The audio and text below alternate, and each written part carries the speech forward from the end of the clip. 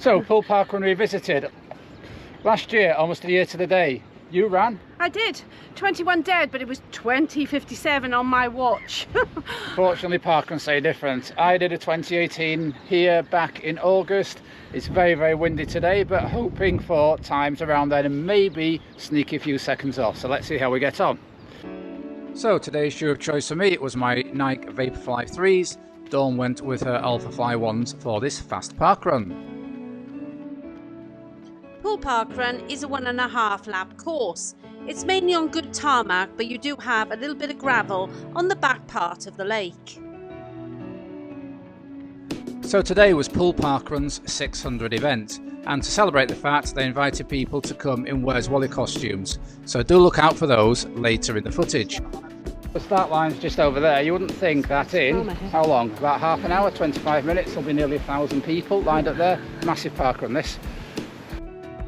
As you can see, Poole Parkrun has a really wide start line, probably about 50 abreast. Do you know of any other parkrun with a wide parkrun start like this? If you do, pop it in the comments below.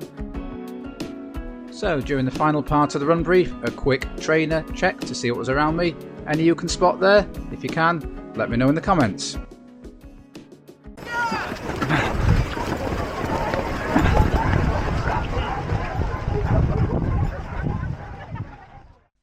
So as we can see, the start of the Poole Parkrun is quite a busy one.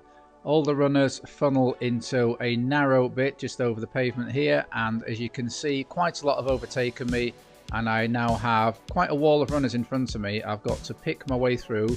Dawn's quite a way ahead at this stage, but I'm not panicking. I know I usually run a steady start and can usually pick it up when I need to. So for this part of the course, I'm just trying to find little gaps. It's not too bad, as you can see. I can gradually get past runners as and when I need. Just occasionally I slow a little, but as I said, I'm not too bothered. I'm saving energy when I do so. In retrospect, as you can see, some runners have gone onto the pavement on the left hand side there. If I were doing this course again in similar conditions, in a similar state of fitness, I think that's what I might elect to do. I hope you're looking out for the Where's Wally. I don't think we've seen any yet, have we? Or perhaps we have. Oh yes, there's one just up there on the left, so look out for those Where Wallies, see how many you can spot running around 20-minute pace on this piece of footage.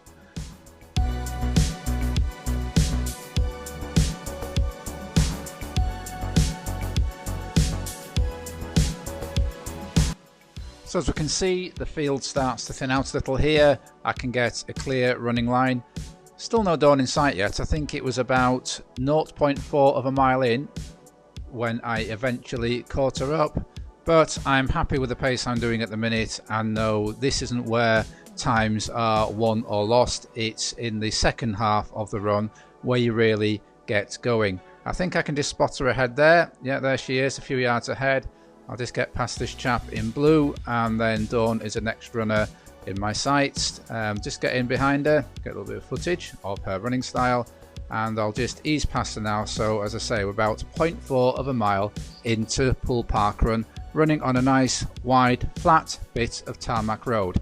Now I know what's coming up here. We're going to do a sharp right onto a lap of the cricket pitch, which is where the parkrun used to start when it first started back in 2011. So you've got a choice whether to run where this lady is on the right on the footpath and have a very sharp right, or where I am on the left here and take a slightly wider turn so I don't come to a dead stop. But as you can see, it's still quite a tight turn, and you have to really get momentum going again once you have gone round that part of the parkrun route. Now we are bearing left round this cricket field, which is on the left. At this part of the run, as you can see, it's still reasonably congested, so if you want a clear run, as I am, you're having to go a little bit to the right of the path rather than the inside, so you can get a clear run and past runners who are maybe just slowing a little from their pace at the start. So we're just coming up to the 1 kilometer point now, and this will really tell me what sort of morning I am going to have at Poole Parkrun. And as we can see, we are clocking a 4:03. That means I'm not so slow that I can just kick back and run with Dawn. I'm not so fast that I'm inside a 20-minute target. I'm just agonisingly close, which means I'm going to have to work very hard to try and stay on or about 20-minute pace. Oh well, let's get on with it. So up to this point in the parkrun, the wind hasn't really been a factor, but the Met Office had forecast winds of 24 miles an hour with gusts of up to 35 miles an hour. And it's at this point we start running into a strong headwind. As you can see, the field is thinning out a little bit. There's an occasional bit of shelter from runners in front of me, but this is where we're really having to work quite hard. Now, bearing in mind, I'm aware that I am just outside 20-minute pace. This is where I really need to dig in and try and maintain that pace. I'm there or thereabouts as we tick the kilometres off. But as you can see, nice wide tarmac road here, the same bit we did the first bit of the run on. So nice little bit of the course that you can really open up and get into a good rhythm when it's not 24 mile an hour winds. So being a mileage man rather than a kilometrage man, I thought I'd put up the mile split here, 6:28. Now I'm well aware that 6:26 is 20-minute 5k pace, so again a couple of seconds outside. Still continuing to work hard along this road bit before we take a left turn around the lake you can see on your left. So coming along this bit of the course, I'm reminded of when I ran the Poole 10k back in about 2008, which finished along this stretch of the park. 34:02 that day, what I wouldn't give to be running those sorts of speeds today. I'll keep a close eye on the chap here with the buggy. He's going to play a significant part in the rest of my run. So here we are, just coming off the road. We're going to start to turn around the lake, and we can see my 2k split, 8:02, so just 2 seconds outside that 20-minute pace.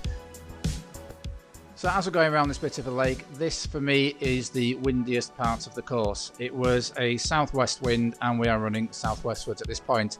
You can also see the path here is quite narrow, and he's really struggling, isn't he, to bend into the wind, pushing that buggy, so he's doing really well to maintain around 20-minute pace here.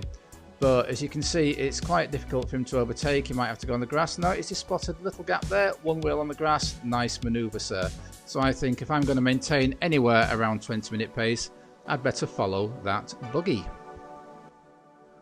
Now along this section of the course, which I believe lasts about half a mile, you are offered an interesting choice. You can run on cambered concrete, as I am at this point, and buggy chap is, or you can run, as the runner is just coming up on my right there, on some sort of gravelly surface, which, as you can see with the recent rain, has a few puddles on there. So I'm sort of staying on the concrete here, but as far up as I can to avoid as much camber as possible.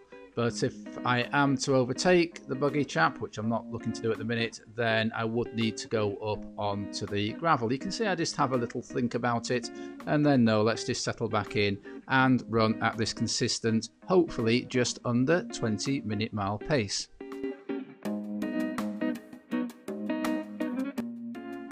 So for this little section of the course, as we can see, it is no choice but to run on the off-road gravelly surface.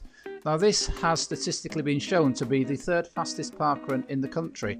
I just wonder how fast it would be if everything was flat tarmac, but then not everything can be flat tarmac, can it? So now we're back onto the choice of the cambered concrete or the gravel surface. As you can see, I've now gone past the chap with the buggy and hoping I can maintain somewhere around 20-minute pace or just under, but don't fear viewers, he will be back.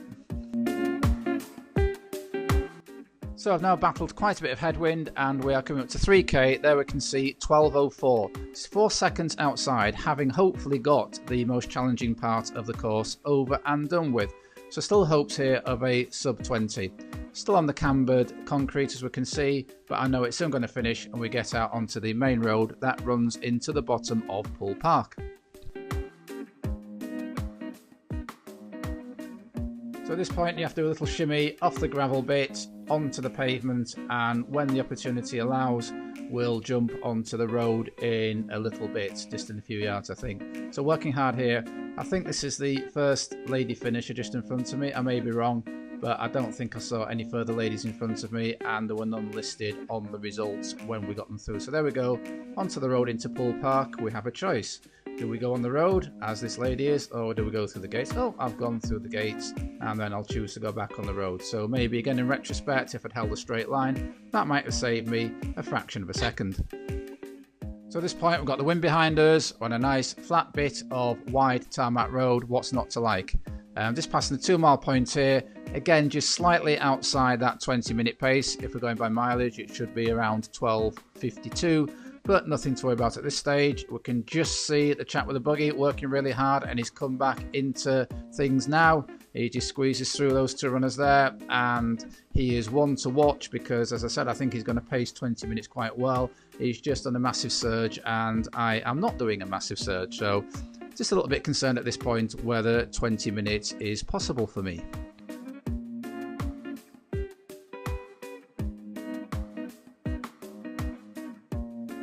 So we're now running along that bit of road we ran at the start of the run, where we turn right onto the cricket pitch. Again, despite taking a wideish turn, I think we still come to a slight standstill, but now we have the whole lap of the cricket pitch to run. As you can see, there's not much traffic in front of me, if any at all, at this point, so I can take an inside lane and make the most of this, again, nice, flat, smooth piece of tarmac part of the course. So just heading up for the 4K point, I wonder what that will tell us. It will tell us I'm on 16:03. I mean, surely I can make up those 3 or 4 seconds in the last kilometre. But to be honest, at this point, I'm fairly spent. Normally, I run quite conservatively, I run with good judgment, and I can always find a little bit in the last kilometre. But I think battling into those headwinds round 2 and 3K has meant I've run a really good 4K race here, and I just cannot lift it. I'm trying to get past these runners. I'm breathing like a Trojan. But luckily for you, I've turned the sound down on that because it's not a pleasant sound. And I'm really just running through treacle at the minute, trying to give myself a chance of getting somewhere near 20 minutes. But instead of passing people as I might do normally, really struggling at the minute.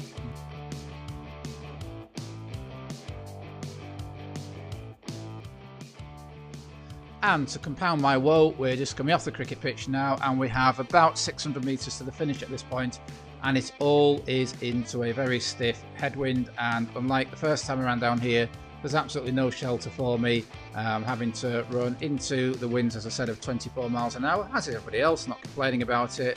I'm just saying, in terms of a final surge to try and dip under 20 minutes, it's getting very tough at present.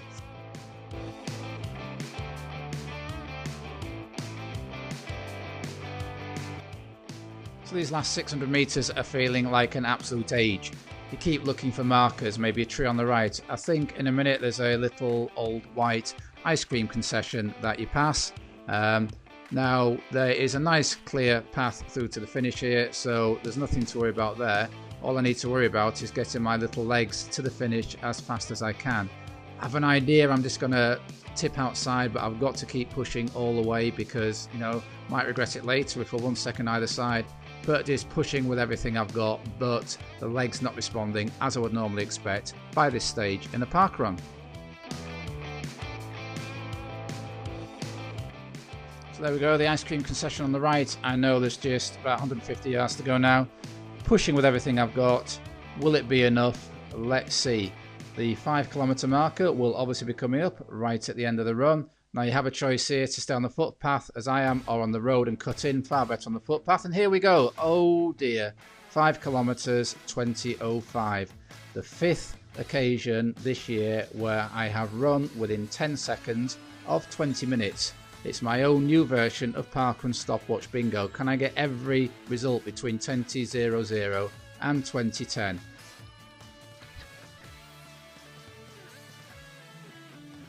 Scanning the very long finish funnel here. Well done, Poole Parkrun volunteers, for sorting that out.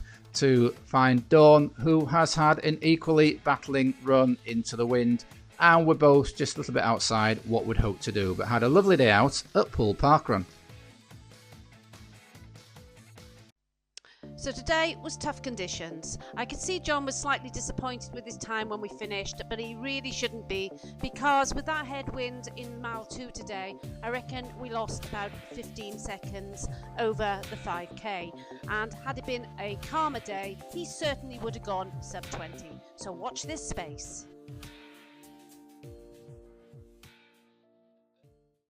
So on the downside, I think that's my 5th run of within 10 seconds of breaking 20 minutes. On the upside, the series Can I Break 20 Minutes of Parkruns continues after the marathon.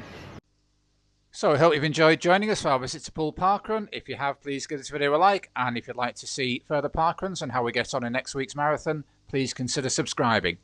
So until next week, keep on keeping on. Keep on keeping on.